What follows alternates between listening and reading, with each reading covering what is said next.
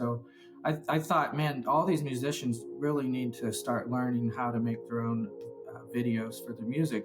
So I put out an open call on X this summer, and I said that because, and one, I was two aspects of this. One was this is an opportunity for all these musicians to create video, and then two, if they don't, AI visual artists like myself who dabble in music are now dabbling in music creation, and there's all kinds of AI music generators out there that are getting better and better all the time. So that traditional musicians who aren't publishing themselves are going to be left behind with other people getting into music today, creating just a good quality tomorrow. So I put out this open call. I said, listen, do it or reach out to me. And ever since then, people have been reaching out to me. Ben Nash is a visionary full-stack creator based in Cincinnati, Ohio, who marries design, code, and artistic flair to craft digital products, websites, fabricated signage, and AI art. With an adventurous backpacking spirit and a degree in industrial design honed in innovative hubs like San Francisco and Austin, Ben's diverse background fuels his creative work. As a Webby Award nominee and with 4 patents to his name, Ben's inventive genius is patent approved. He's an expert front-end developer and UX designer by day and an artist by night whose mantras include form follows function, add style, and thinking big and iterating daily. As an accomplished AI artist, Ben contributes financially to open source web tools and hosts intellectual conversations at the intersection of technology and art online, and most notably on Twitter Spaces. Ben and I met through Cincinnati's burgeoning AI scene at the Cincy AI Meetup for Humans that I co-host with Kendra Ramirez at the UC Digital Futures building. Fueling his next creative and career trajectory, I was impressed with Ben's prolific work and AI art challenges that he gives himself.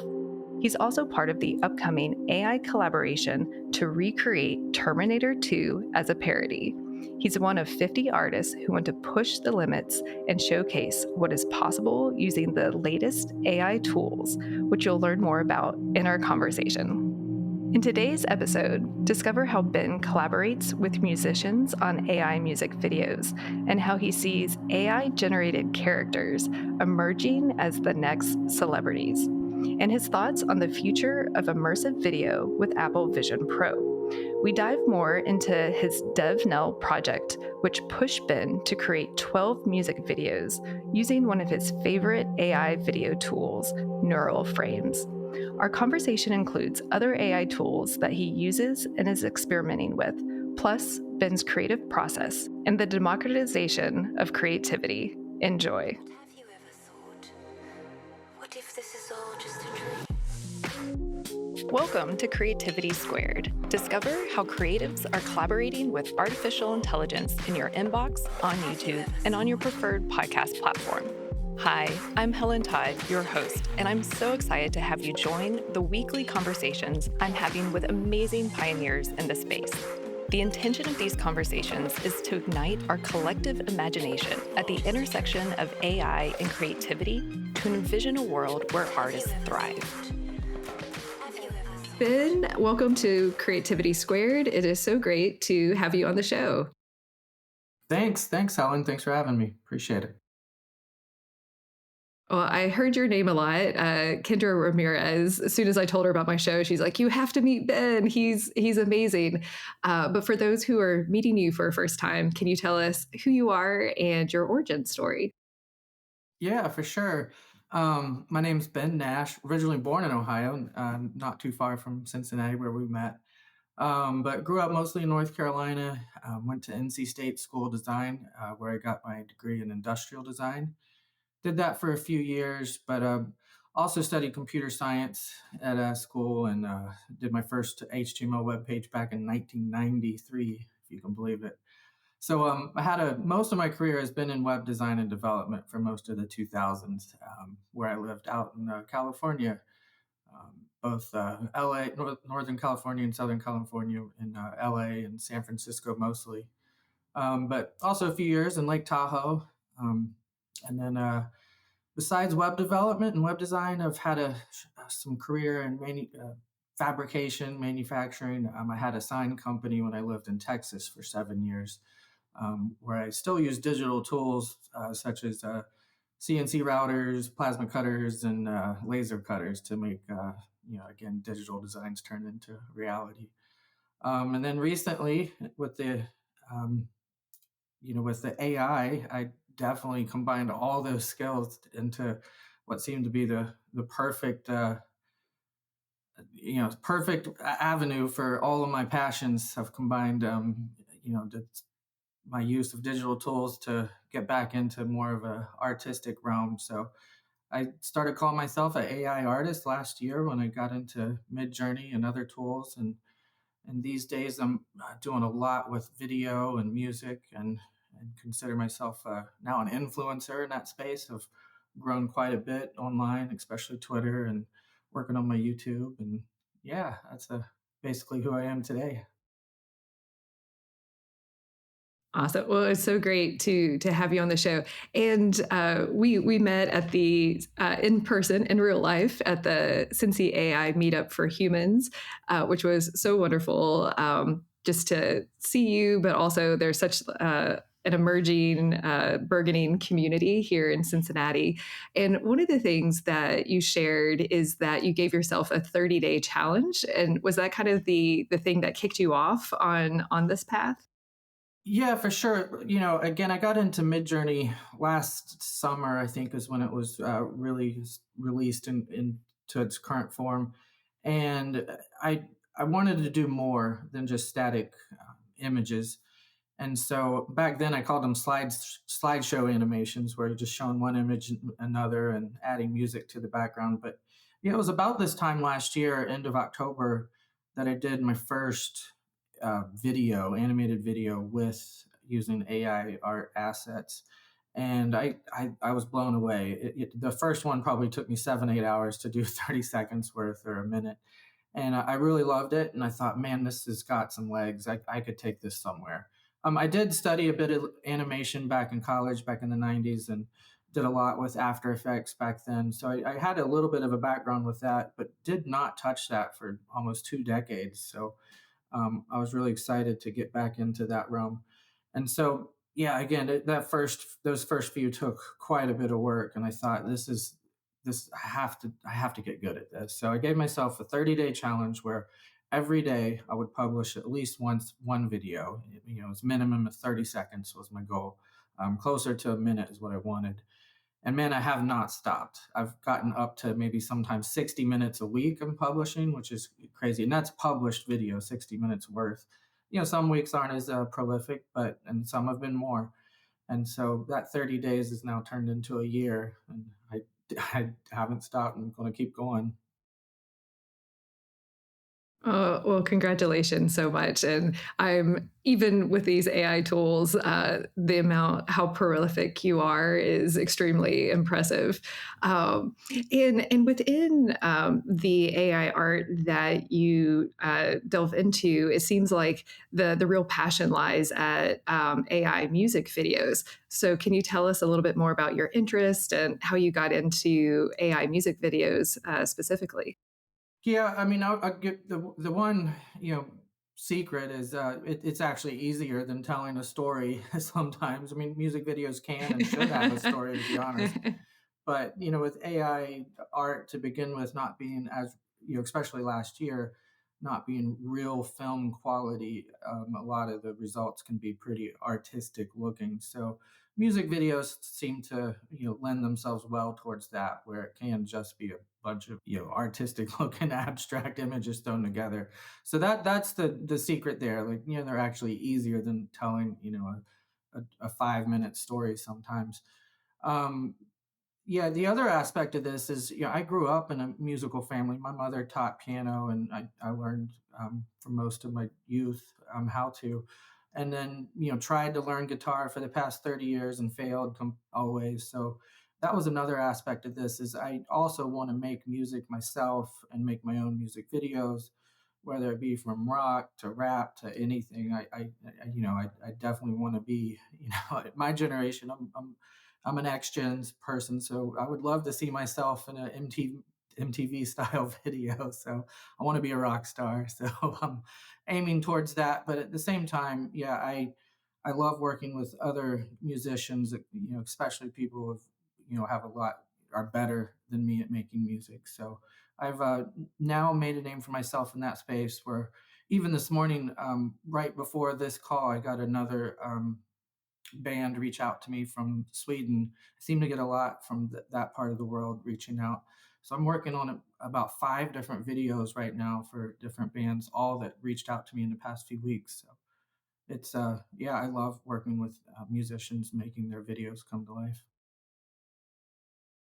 Well, and one that is really fascinating. I watched it last night ahead of the interview and it was just really mind blowing. And I know for some of our listeners, especially just the audio, that you can't see it, but we'll embed all these music videos onto the dedicated episode blog post and link to Ben's YouTube channel, so you can see this.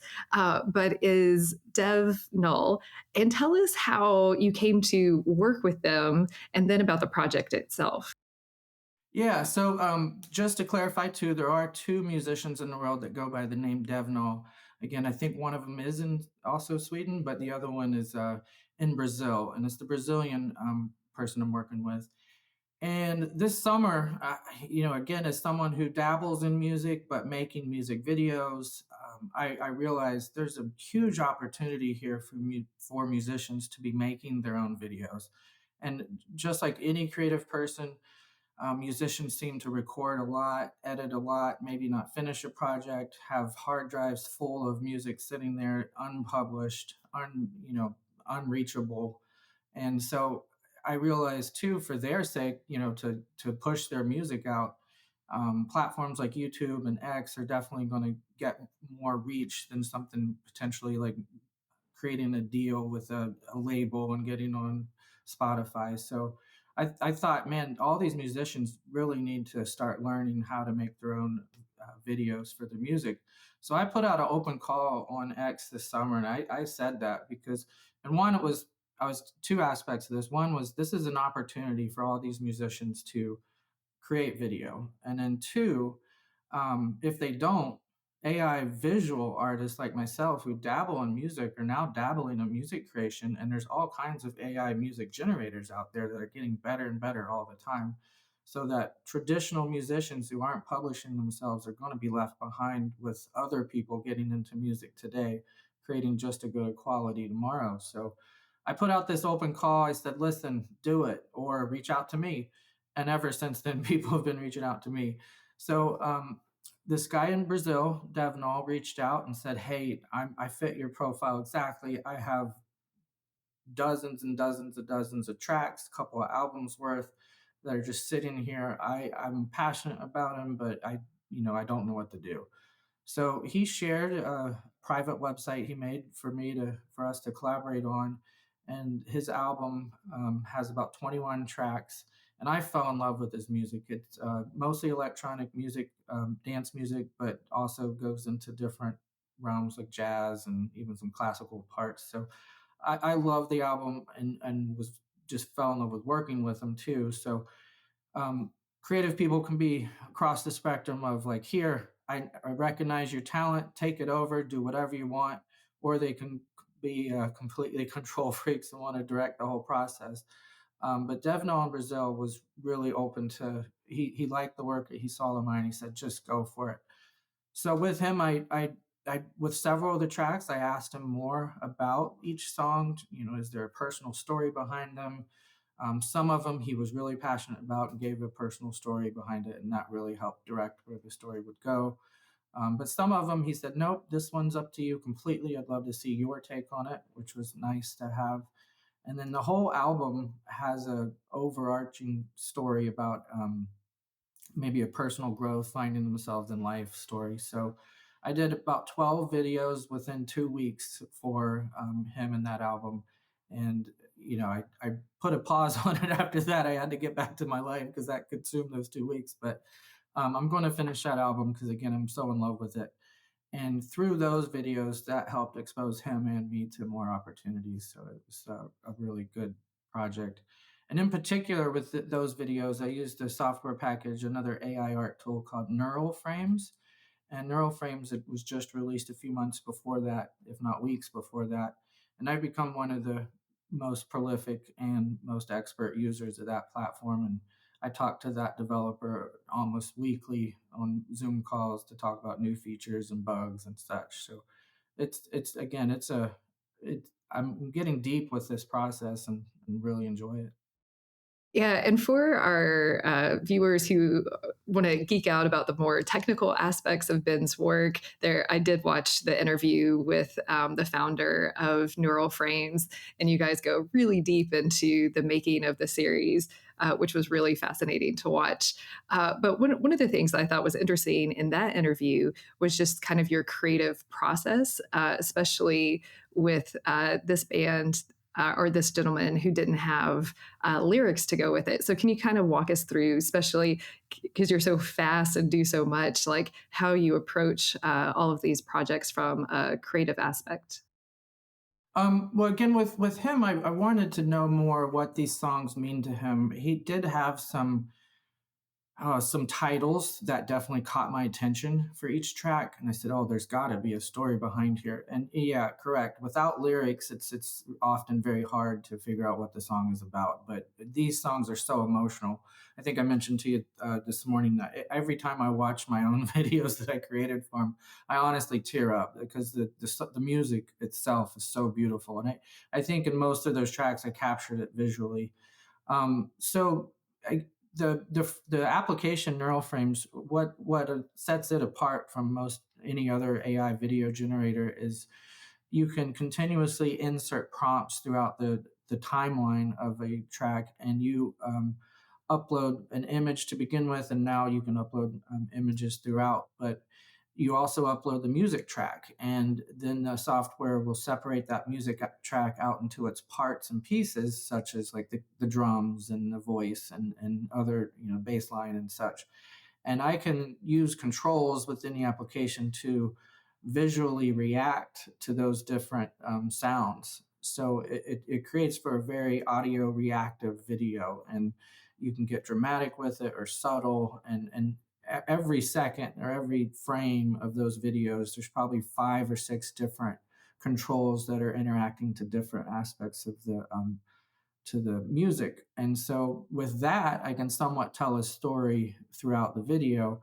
And again, the overarching theme of his album was about growth through life. So the one character or characters that I made sure were in all the videos are these little tiny black figurines, just a silhouette of people as they travel throughout these visual landscapes. So it's trying to show them go through growth challenges again in an abstract way, to try to fit that overall theme of the album.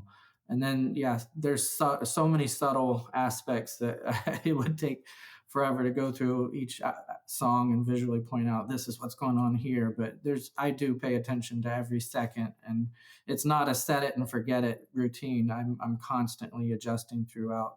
One of those 3-minute videos, for example, takes about 8 hours of time if I put that much effort into it. And one of the things that also stood out to me, well, I guess to one, the creator of this tool was so impressed with what you were able to do using neuroframes. So that was really good to see.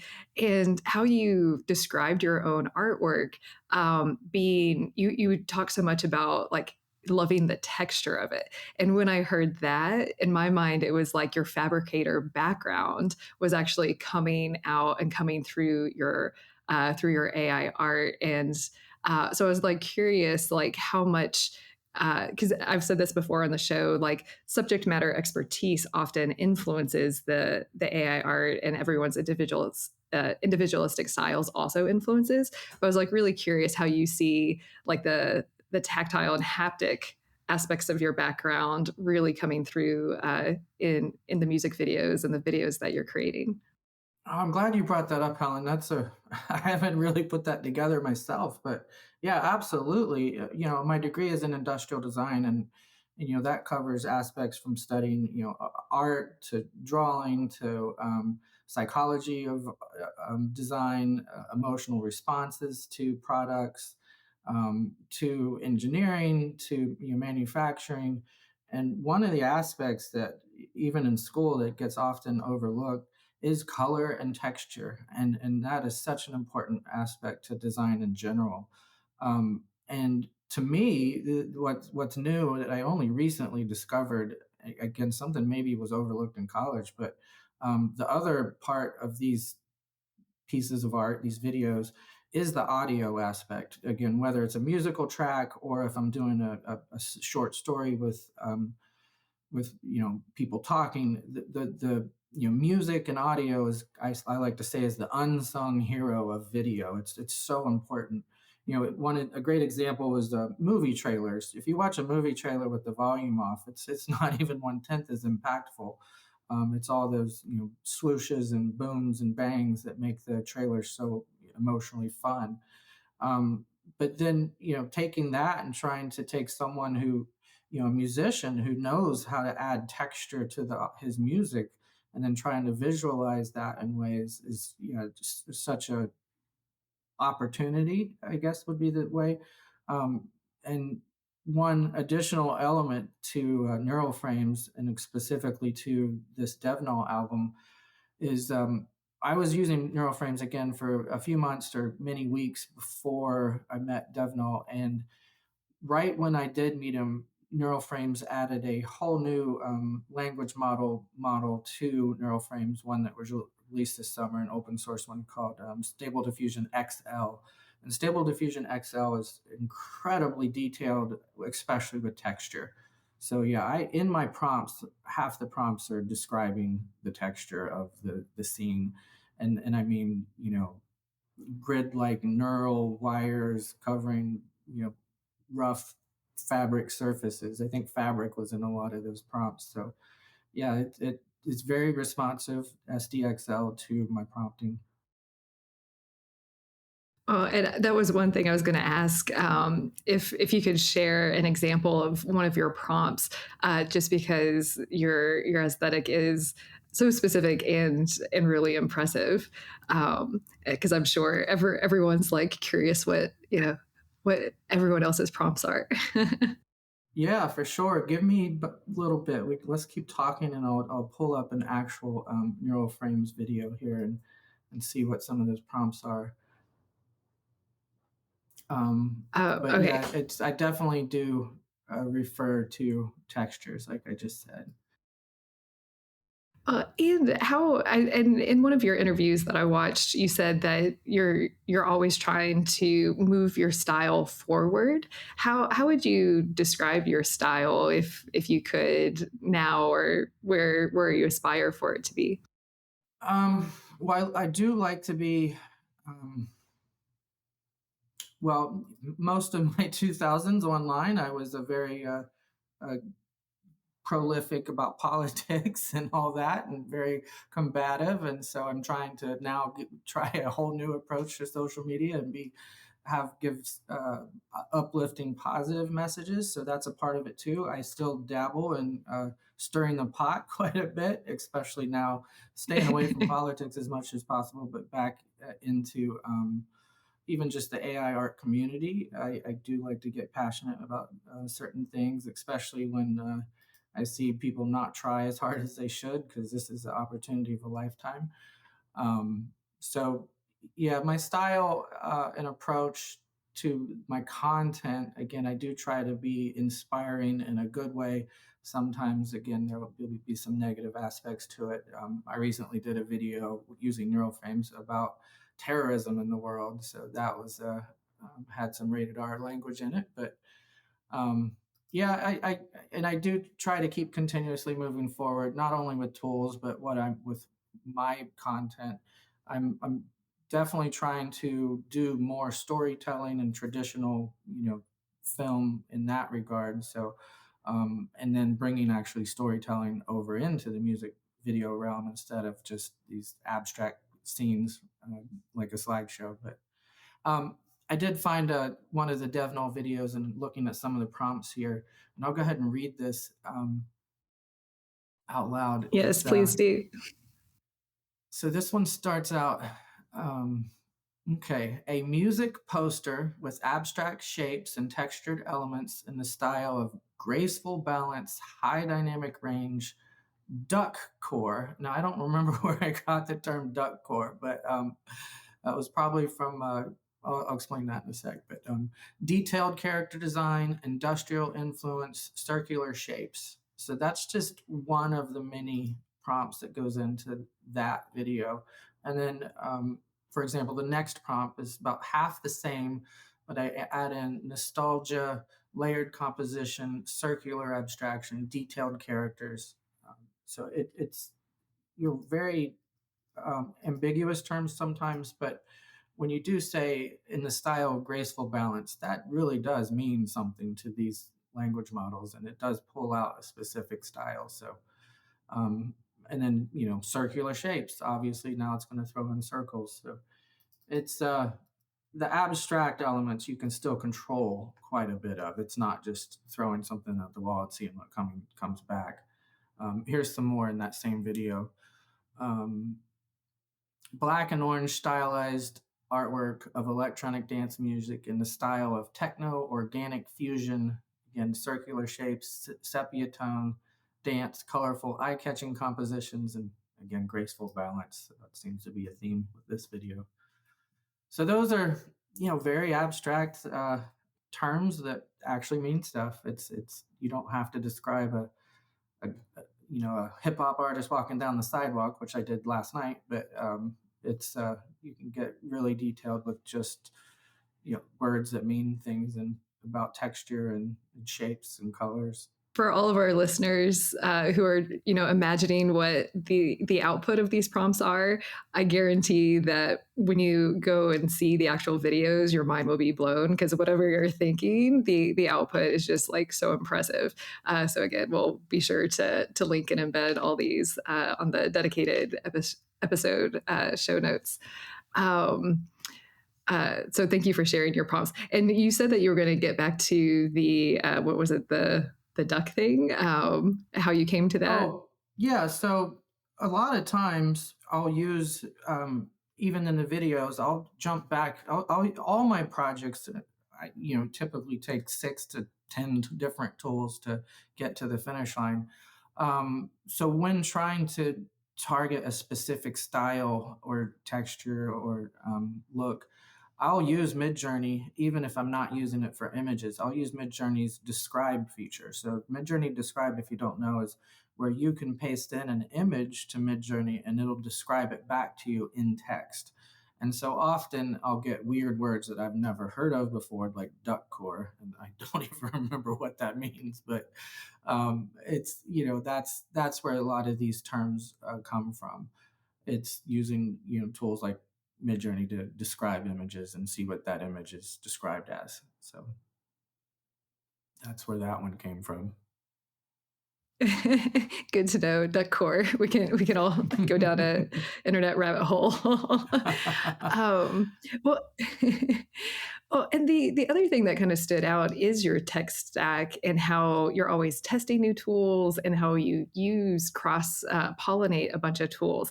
Can you walk us through kind of your creative process from your tech stack approach to your projects and kind of some of your, I know you've mentioned neural frames a bunch, but some of your favorites or what you lean towards for MidJourney, whether it's that text tool or whatnot.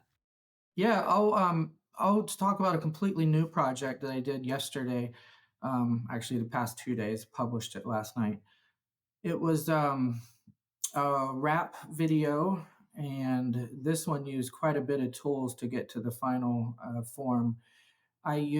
First of all, I used ChatGPT to generate the lyrics, and I asked ChatGPT to generate the lyrics in the style of one of my favorite rap artists, Mac Miller, who's now passed away. But Mac Miller had a distinct style in his voice, but also in his own lyrics. So I was blown away at how accurate ChatGPT mimicked his style. So I didn't even have to change the lyrics it gave me. So I took those lyrics, and then in this case I used an audio tool called Suno. Suno is a Discord only based application right now. where you can paste in a couple of lyrics, not the whole song, and it'll generate music to those lyrics. And you can also ask Suno for, you can prompt it for a specific style. So in this case, I prompted Suno for a Mac Miller song. I think I said slow funk hip hop was where I was going with that one. And it got amazing results out of that. Now with Suno, it'll only generate about actually I'm not sure, but let's just say 20 seconds at a time. So it would not generate a complete song.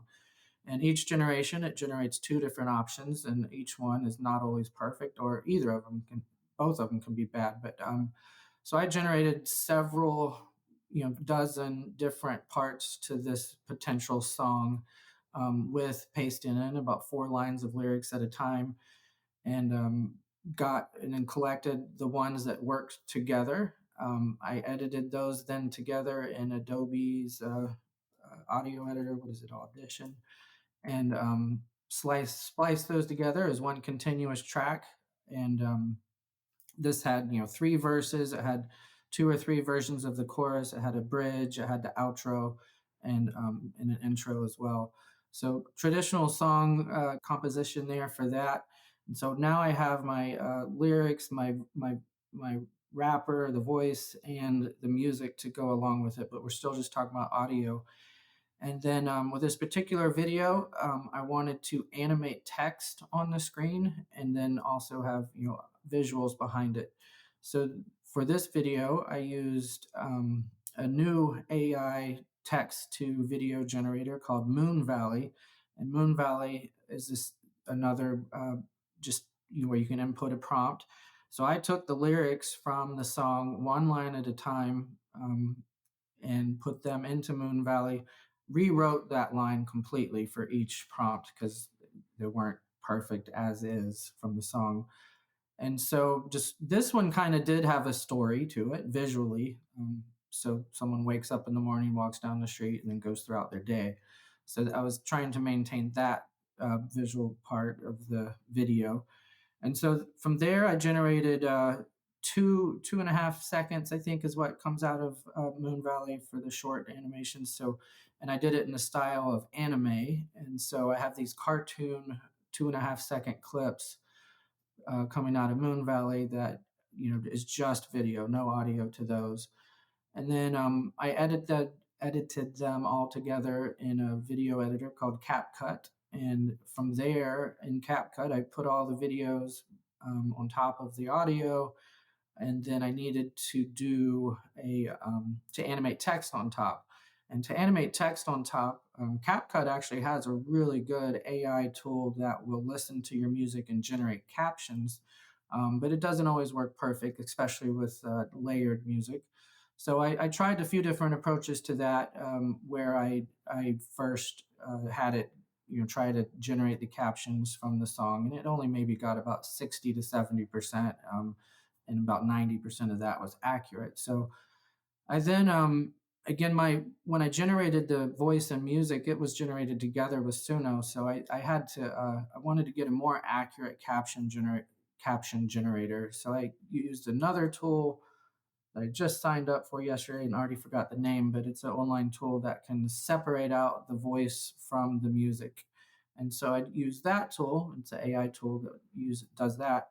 And I got a voice track separated out from the music and brought that back into CapCut. And there I got about 95% of the text captions extracted, and it was 95% accurate. So now I have a timeline with the video, the music, and captions. And the captions, though, are usually 4 or 5 words long. In this particular video, I wanted to animate 1 word at a time. And that took a majority of the time with this video. Everything I've talked about so far was about 2 hours of work. And now to splice up those captions into individual words was about 3 to 4 hours long after that. It was a lot longer than I wanted to put into it. But the results were amazing because instead of just showing captions at the bottom of the video, these are animated in circular fashion and swooshes, and really add a whole character element to the story. So You can see that video on my YouTube and X channel. It's called AI in the Mix. So yeah, that's a typical process, but not always typically those tools. Oh, thank you for sharing. I haven't seen that one, but I'm going to watch it right after we get off. And again, we'll share the links and embed it in the interview or the dedicated episode blog post. And what's fascinating too about the text is I know the AI tools have a really hard time with generating text.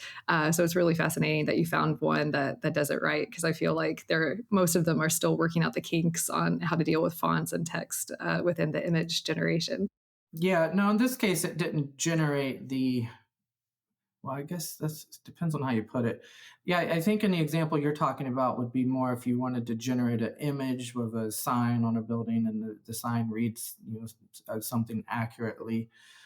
In this case, I was strictly going after, please extract the raw text that then I could copy and paste and animate separately.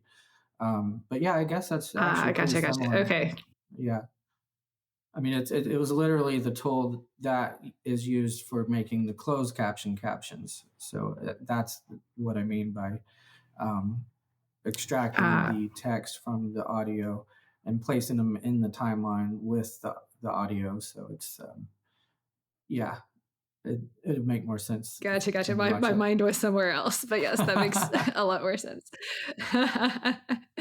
um, well, and you've worked on some other really interesting projects, and one that you mentioned at our Cincy AI meetup for humans is this Terminator 2 parody. So I was wondering if you can share with our listeners and viewers what this project is. Yeah, for sure. I love this project. I'm blown away that it even happened. It's still not public. I can't wait. Actually, today is we're releasing our trailer for the whole project. So pay attention. It is amazing. It's so funny and so good, and I can't believe I'm a part of this project. So the project is several AI artists, video artists in particular, two, Sway Molita and Nem Perez, organized this project. And it's a parody remake of Terminator 2, the movie. And it's supposed to be a long, close to 2 hour long film, um, a remake of the thing as a parody. And it's with 50 different artists came together to do this project. And the initial timeline was 3 to 4 weeks. And it's really even only 10 days, I think, was the production window.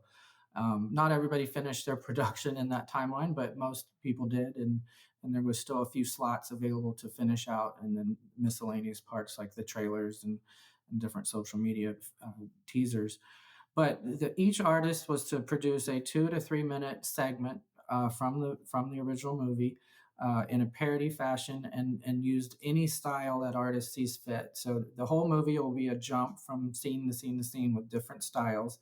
It's modeled after a parody movie that came out about 10 years ago, RoboCop 2 or RoboCop, the parody remake. And that was with live action figures and probably some special effects, but this is now an AI version. And the kickoff meeting to this project was one of the most magical moments I've ever had online. It was a Zoom call with about 45 people.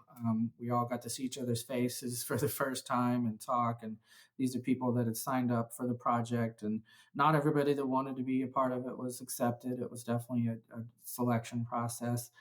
And then from there, we actually had our own internal selection process of how we chose the scenes that we wanted to do, because there was a few scenes that many people wanted to do. And I was really happy I got my first choice of the scene. And it again, after that kickoff meeting, we had about 10 days window to do our 2 to 3 minute piece. And with these music videos, the neural frames examples, I said neural frames are very time intensive to create a video. Again, a 3 minute neural frames music video would generally take me a whole day, about 8 hours. But when I'm having fun making videos, I can be as quick as 1 minute and 1 hour. So it's those are fun ones where I'm the client. I don't have to be so critical of myself, and I just want to have fun with it. So I generally aim for 1 minute for 1 hour is my ultimate goal. Speed is one of my goals, but for this 2.5 minute clip for the Terminator movie, I spent over 40 hours in it. It pushed me beyond my limits and in different tools and areas that I've not ever used before. So it was definitely a challenge, and I had a lot of fun making it. I threw in some comedy, some inadvertent comedy. Comedy. I will say this: the voice acting I used, again using AI text to voice, the voice acting was so bad, it's so funny. So there is that element to it that a lot of this is not meant to be a perfect one-to-one replication of the film. So, like I said, the trailer that one of the artists put together from all of our clips should be coming out today, and it's hilarious. So, definitely a historic and pioneering project for this field, and I'm just so happy and honored to be a part of it. It's a lot of fun as well. Yeah, well, congratulations for being selected among the artists to participate. You mentioned that it really pushed yourself. Could you explain or expand on like what were some of the biggest challenges, or what you spent the most time on to really get the result that you were looking for with the scene that you worked on? Sure. My scene in particular is really three different scenes, and the scene is where a staff member at the secret military base that holds the Terminator arm and hand in stock and studying it and trying to understand where this technology came from. The opening scene to this section is a continuous 40-second one take in the real movie where the camera follows these characters through a large room, setting the scene, having people talk. Camera turns around these people, and I've never done anything close to that in any realm, except for potentially what's called a mid-journey pan. And a mid-journey pan is where you take an image from mid-journey and keep panning in one direction and generating more and more and more and more of the scene, so you can get a super long image. And then to take that image into video, you could simply just animate this long image across the screen. So I thought, oh, that's the closest I can get to making such a scene. So, but instead of using a long static image of this background, again, instead of a long JPEG scrolling from left to right, I then turned that long image into a continuous set of videos that were seamless and scrolling from left to right. So the background has a continuous stretch of videos scrolling from left to right of replicating the same scene in this secret base. And then my style to my video was more of a cartoon look. So I just placed on top of that scrolling background of video my two cartoon characters talking to each other. So it's definitely not as well. I was going to say not as sophisticated as the actual movie, but honestly, I might have put more work into it than the movie did. As far as doing a continuous scene in film is incredibly hard, but man, the approach I took was also really hard. So that was the first scene in my section, and I'm really happy with the results there. I threw in some hidden jokes as well, some Easter eggs in that opening scene, a little bit more modern take to it. And then the next scene in my section was this goes back into traditional filmmaking. I learned a new term and a new trick for me, and that's called a rack focus, RACK. And a rack focus is a shot in film where the camera will be focused on something, let's say in the distance, and then it zooms and focuses on something in the foreground, or vice versa. It could be focused on the foreground and focused, and then change focus on the background. And so it shifts the view of what the person is seeing from without changing, the camera or a cut. So that's called a rack focus, and completely new term for me a month ago, and I nailed it. I love what I came up with. The rack focus you'll see is when scientist looks at the robot hand, and it focuses from him to the hand and back to him, and it looks really good. And that particular rack focus scene I did make the trailer that comes out today, so I was happy to see them recognize that. So yeah, those were ways that this pushed me, and now I'm learning all about traditional filmmaking and all their tricks and tools, because I I do talk about it often, but I don't know the vocabulary yet. I'm still beginner in this realm. So I'm definitely probably cringeworthy to experts out there. That well, of course, the rack focus is called the rack focus. I didn't know what it was a month ago, but I'm learning and actually I'm participating in a lot of online, especially on X. There's a lot of spaces with other AI artists that did come from a traditional filmmaking background where they're teaching us all these type of tricks and terms. So yeah, that was what I learned from that project. Oh, it's such a good teaser for us to watch the teaser in the full film when it comes out.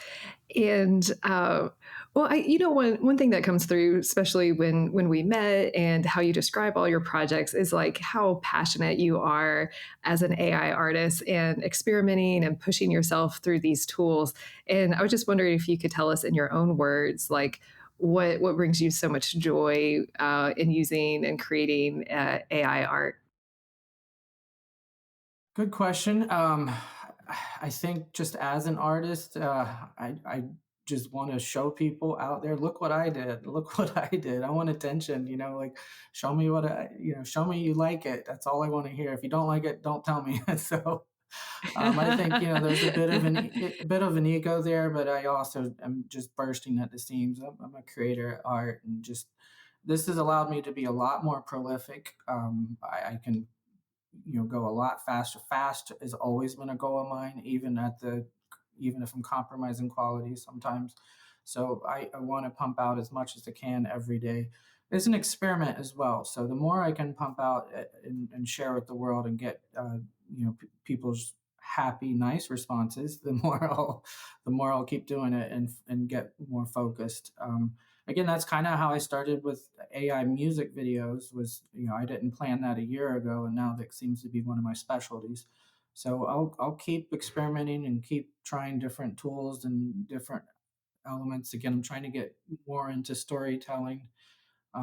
Yeah, I just love creating. It's a passion. I guess it starts back with my family. My dad was an architect, and I grew up with him as a woodworker as well. So grew up with that. And again, my mom was a musician and taught piano, but also she's a traditional artist and paints a lot. And both of them made sculpture. We lived. They were hippies. We grew up in the woods, so it was a really interesting creative background. So that's probably where my drive comes from. I love that. Well, and you're kind of at the forefront of all these AI video animation tools and testing new ones right as they come out. Where, from like I guess a trend or prediction, where do you see the next phase of AI artists like yourself being able to create, or what the tools are going to enable, or if you maybe just have wish lists of like what else that you want to see from these tools in the space as well.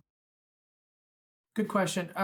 So one of the aspects, that process I described earlier with the Mac Miller video I did, it used several tools to get the final result. Even when I signed up for that, just last night. So I imagine a future where a lot of these tools are all integrated into one tool. I don't think there'll ever be the perfect tool for making videos, but I imagine that the user interfaces are going to get better and faster and easier.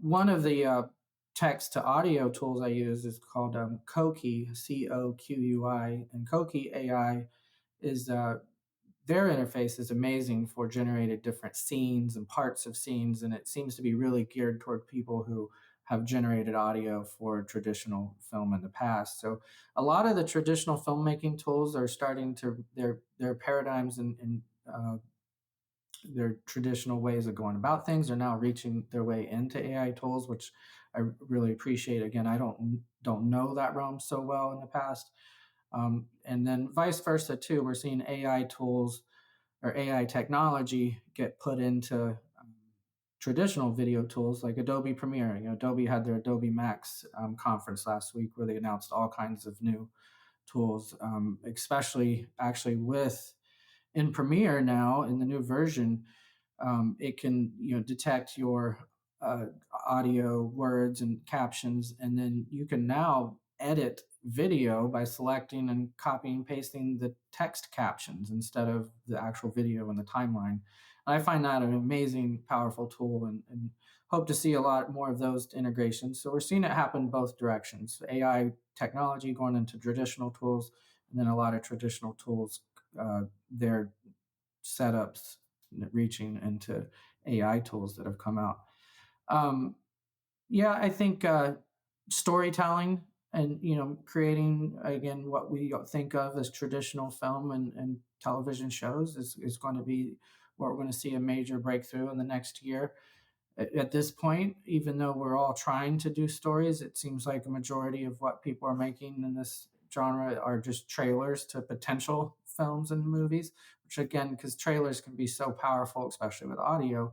So those are really impactful at this point. But a lot of us in my circles are really trying to build characters, that might become part of a larger picture, larger story.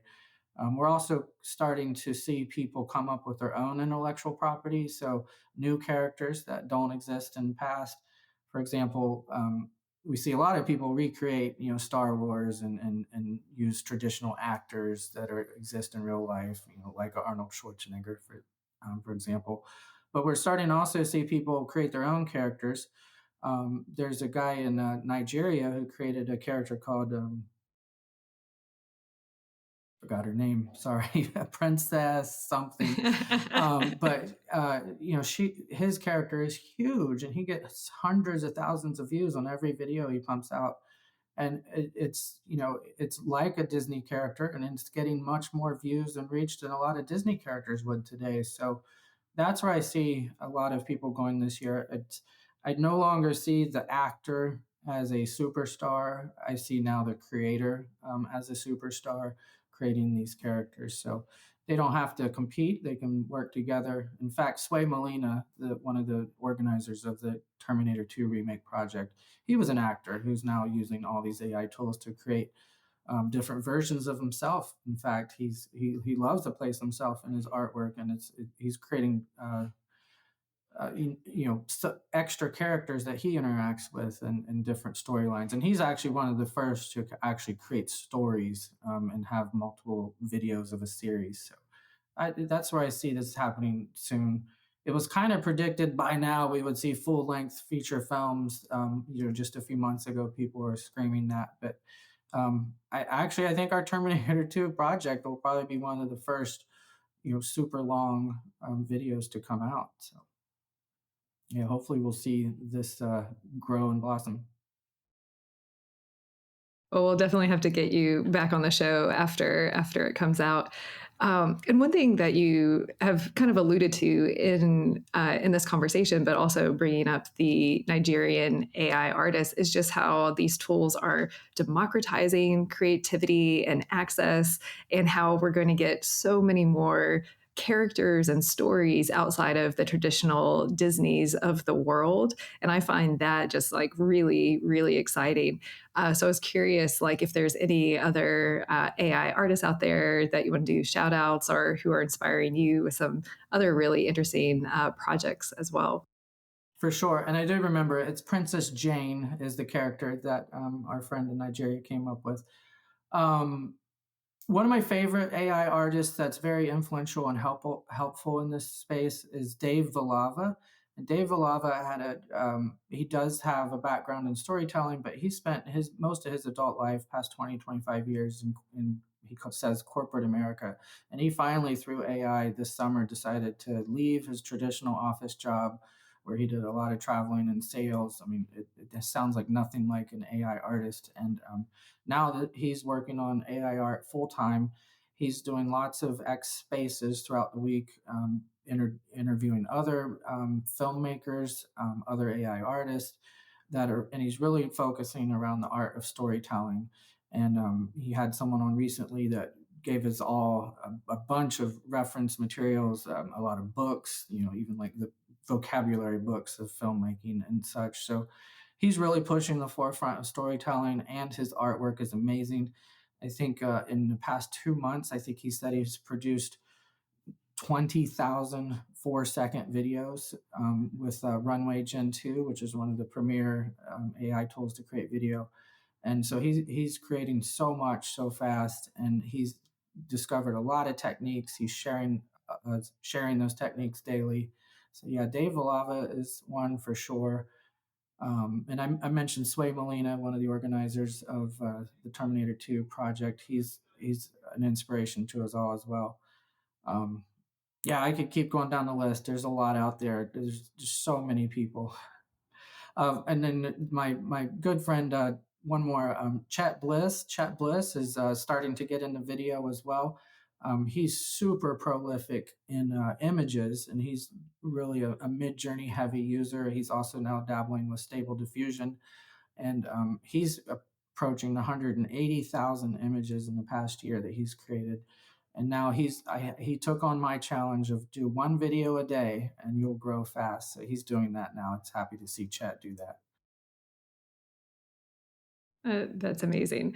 And it seems, I love that Twitter is such, or now formerly known as Twitter, X is such like a hub for all this activity. And we actually asked some of your fans for, questions to ask you. So I wanted to make sure to include that question. And it came from Jack Akey, if I'm saying that right, or Aiki. So he asked two questions that I'll put both of you, or put forth both of them for you. So he was curious your views on the Metaverse 2.0 and the Apple Vision Pro, and 2024 for AI would be interesting and engaging. And this is a lot in one question, but you can pick and choose what you want to answer. And your video and AI content rule, make more, build a big account. So answer that however you would like to dive in. So yeah, I was so formerly an iPhone user who then transitioned into Android, and now I'm back to iPhone. And the reason I just switched back to iPhone was because I realized this summer when Apple announced their Apple Vision Pro AR goggles setup for next year, I realized, wow, there's no one that's competing in this space that has this type of ecosystem. Of course, I've been a Mac user, and I'm happy to have my headphones actually work between my Mac and my phone. But that's what I mean about the ecosystem. When these goggles come out next year, it's just going to be a super game changer. There's always been, the dream of this type of technology, VR and AR, and I think Apple's going to finally pull it off. We're actually also seeing quite a bit of success with Facebook's Quest 3 this just in the past few months. There seems to be more and more videos in at least the AI art space being produced of people creating truly amazing, mind-blowing interactive experiences. Apple seems to be focusing next year on, I think, one of their big key types of content that's going to just explode is the 180-degree view type of image, not a full 360. I think a lot of people are going to consume this just looking forward and looking left and right. And it's going to be an expensive product. The first generation, especially, is $3,000, I think. But I'm definitely saving my pennies and going to get one because I want to create content for it. That's what I want to do. It's going to be a totally new way to create content. And again, I'm trying new tools every day and trying to stay on the forefront of that. And if I can create content for the Apple Vision Pro, I'm assuming I'll be one of the first doing so. So hopefully going to be seeing my name in that space next year. It's coming soon. I love it. And to that second question, I think about creating content as much as possible. That's one of my mantras. You create as much as you can because it'll help not only you personally, but to publish it, it'll help you professionally. The more and more you publish, the bigger and bigger people you'll get, and I truly believe that. And it's been through my own experience. I've witnessed that happen, and it's just that's how you grow big these days. It's not about sending lead gen emails. It's about creating content and creating a reputation for yourself as someone who does that. Oh, I know we're getting close to the end of our interview, although I know that we're just really scratching the surface for this topic and all the amazing stuff that you've done. But if you want our viewers and listeners to walk away with one thing or remember one thing from our conversation, what is that one thing that you want them to walk away with? I think it's that last bit about creating content. Don't be afraid. Keep diving in. I have people ask me all the time, how do I get started? Just start. You'll learn so much in the first days, but also give yourself that 30-day challenge of do one thing every day. Create something and publish it every day. It doesn't have to be perfect. It doesn't have to be long. It can be short and just a snippet. That's how you learn. I Half of my posts that I think will go big or viral don't, and the ones that I think are just weak and short and easy are the ones that usually get the most attention. So there's no exact, algorithm for content, but you'll learn what people respond to for sure. So create, create, create. I love that. Yes, keep creating. And how can people find you? And if there's any other projects you want to make sure to promote, the stage is yours. Thank you, Helen. So on X, my user handle is Ben Nash, BenNash, and it's the same user handle on almost every social media platform. So youtube.com/Ben Nash, Facebook and Instagram, Ben Nash. I'm not that prolific there. Most of my posts are on X and YouTube. Also, bennash.com is my website, though that's kind of geared towards my previous life. I'll be updating that very, very, very soon with a heavy focus on AI art and music video. And feel free to reach out to me on any of those channels, and I'd love to work with any other creative people. I know when we met up, you mentioned that these AI tools have just been such a life changer and game changer in the trajectory of your career and where you want to go. So I really appreciate you sharing your story, and hopefully it will inspire some other people who might be, hesitant to dip their toes into it, because it's, I mean, the speed at which this stuff is coming out and what has happened in just a year for you. And I'm so excited to see as your story evolves and unfolds, and all the other amazing things that you're going to be creating with these tools and Apple Vision Pro. So thank you for sharing some of your journey with us here today, Ben. Thank you so much for having me.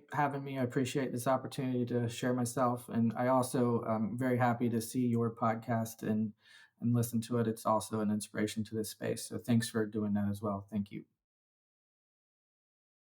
Well, thank you. The AI community has to stick together here. So, and we're a very welcoming community. So thanks again. Thanks.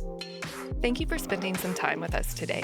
We're just getting started and would love your support. Subscribe to Creativity Squared on your preferred podcast platform and leave a review. It really helps. And I'd love to hear your feedback. What topics are you thinking about and want to dive into more? I invite you to visit creativitysquared.com to let me know. And while you're there, be sure to sign up for our free weekly newsletter so you can easily stay on top of all the latest news at the intersection of AI and creativity. Because it's so important to support artists, 10% of all revenue Creativity Squared generates will go to ArtsWave, a nationally recognized nonprofit that supports over 100 arts organizations. Become a premium newsletter subscriber or leave a tip on the website to support this project and ArtsWave. And premium newsletter subscribers will receive NFTs of episode cover art and more extras to say thank you for helping bring my dream to life. And a big, big thank you to everyone who's offered their time, energy, and encouragement and support so far. I really appreciate it from the bottom of my heart. This show is produced and made possible by the team at Play Audio Agency. Until next week, keep creating.